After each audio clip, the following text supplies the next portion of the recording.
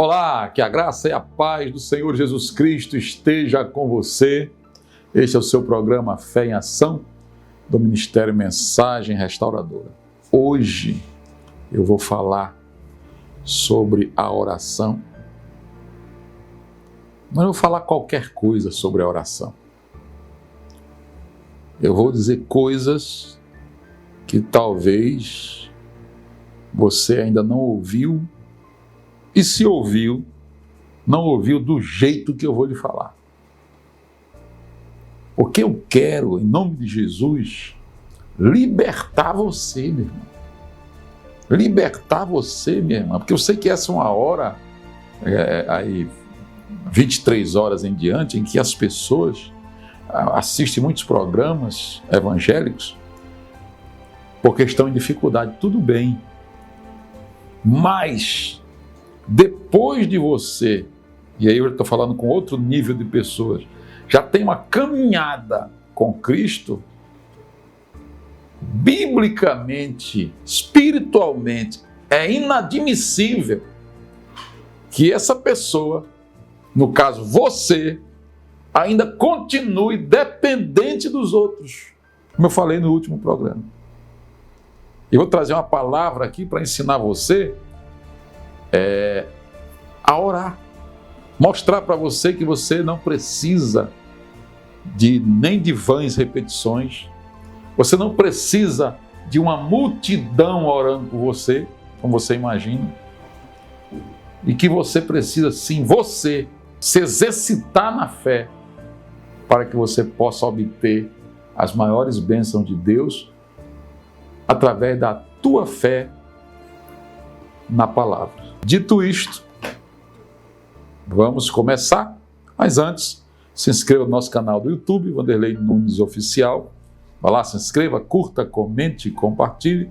Wanderley Nunes também no Instagram e no Facebook. Muita bênção de Deus para a tua vida. Primeiro ponto, eu quero colocar para você, você não precisa de vãs repetições. Disse Jesus, Mateus 6, 7 e 8.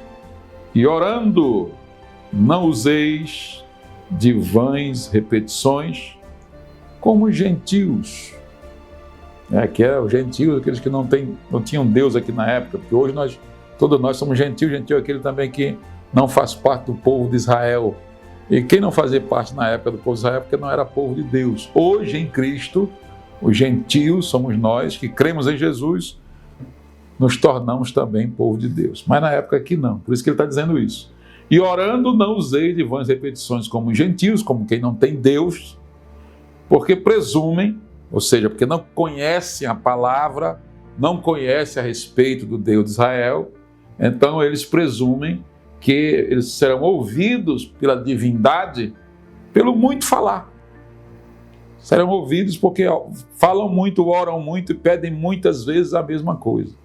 E deixa eu dizer aqui uma coisa muito importante para você. Sabe essa ideia que você tem, que você pediu oração para um aqui? E aí eu acho interessante isso. Ela pediu oração para um aqui, aí lá na frente ela pede oração sobre o mesmo assunto para outra pessoa. Isso quer dizer que quando você pediu oração para essa segunda pessoa, para a terceira e para a quarta, consequentemente, ainda que você não admita, você não creu nas pessoas que você pediu oração antes. Porque se você tivesse crido, você ficava só com uma. Não, mas porque você orou, é como se você quisesse a resposta na hora, o milagre. E saiba de uma coisa, a maioria das obras de Jesus não foram milagres. Pessoas foram trabalhadas na sua fé. Ele cuspiu no chão, fez lodo, a pessoa andou 3 quilômetros, foi se lavar no tanque e aí voltou curado. Impôs as mãos e aí as pessoas creram para serem curadas. Tiveram que crer, tiveram que exercitar a fé para que fossem curadas. Você está entendendo isso? Então, você precisa primeiro realmente entender isso.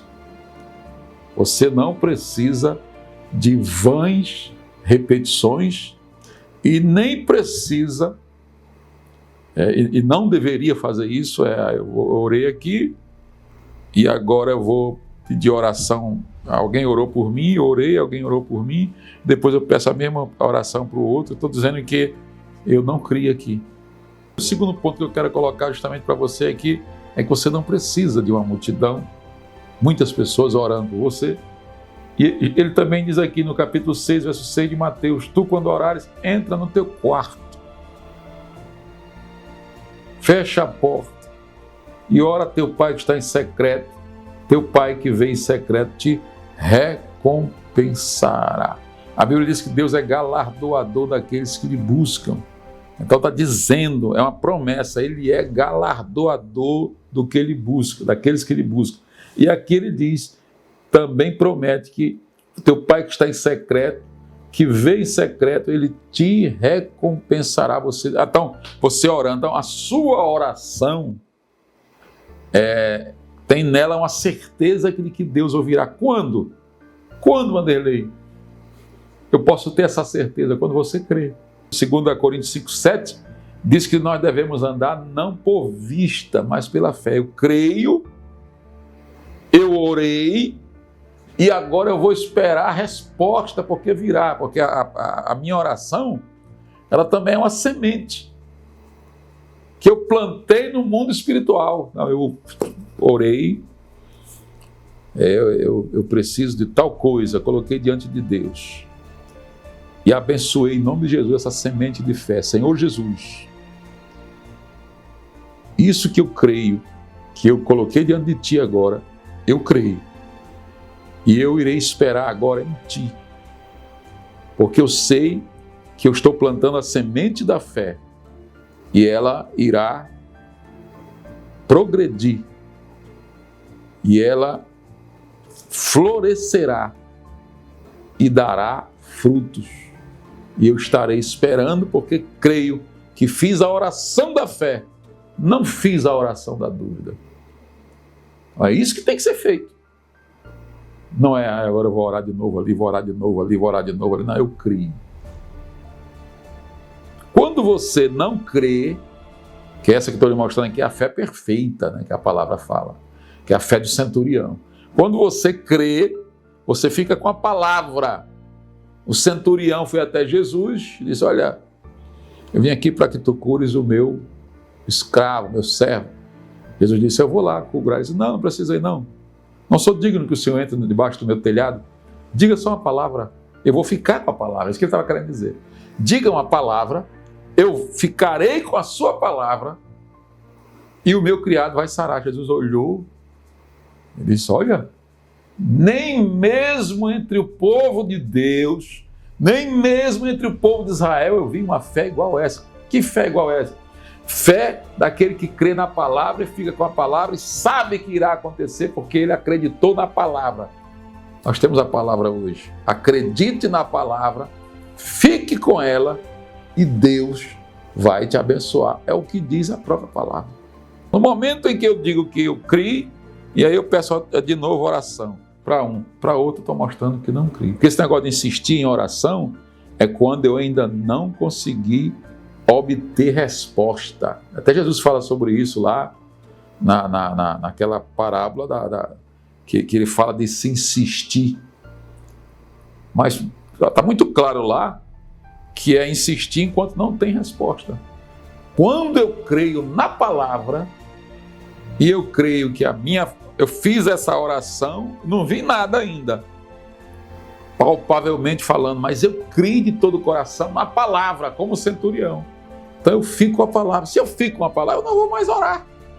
Eu só vou agradecer. Outra questão muito importante é você saber o que a palavra diz.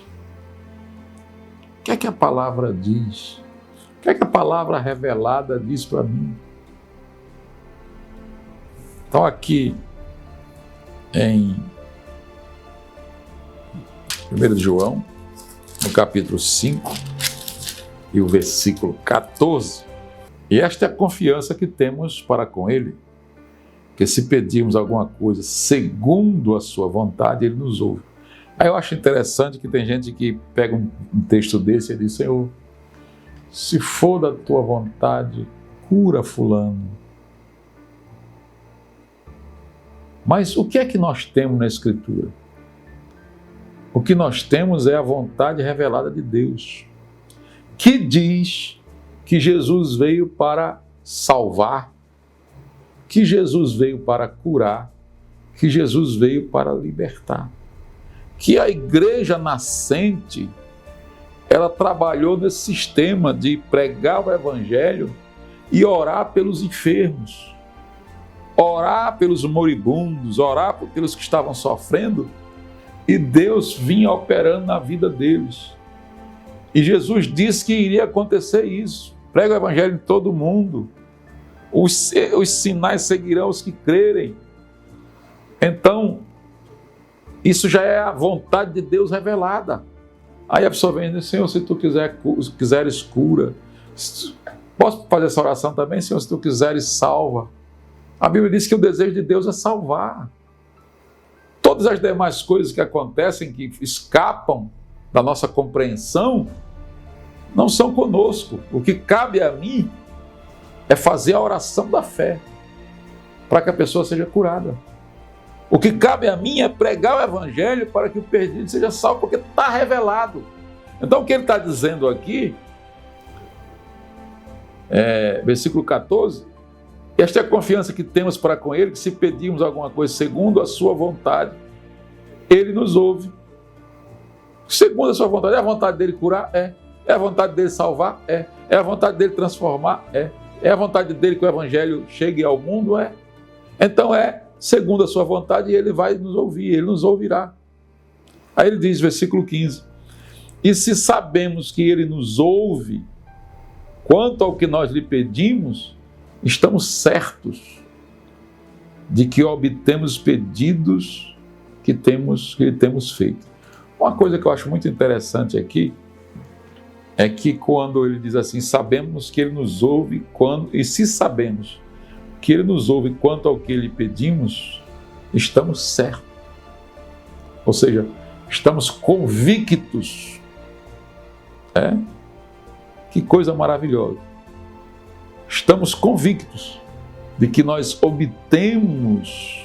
Aí veja uma coisa muito interessante, é que ele não diz assim, obteremos. Ele diz, obtemos. Estamos certos, convictos de que obtemos, no sentido de que já temos pela fé aquilo que pedimos. E por quê? Porque cremos. Quando nós cremos, nós formamos isso aí no mundo espiritual. Quando não cremos, nada é formado. Então, quando nós cremos, é formado nesse mundo espiritual aquilo que será palpável, que nós iremos desfrutar, porque a palavra vem e diz que o Senhor, Deus, ele é galardoador, ou seja, recompensador daqueles que lhe buscam. É necessário, Hebreus 11:6, que aquele que se aproxima de Deus, creia que ele existe, que ele é real, e que ele, o Senhor, é recompensador daquele que lhe busca.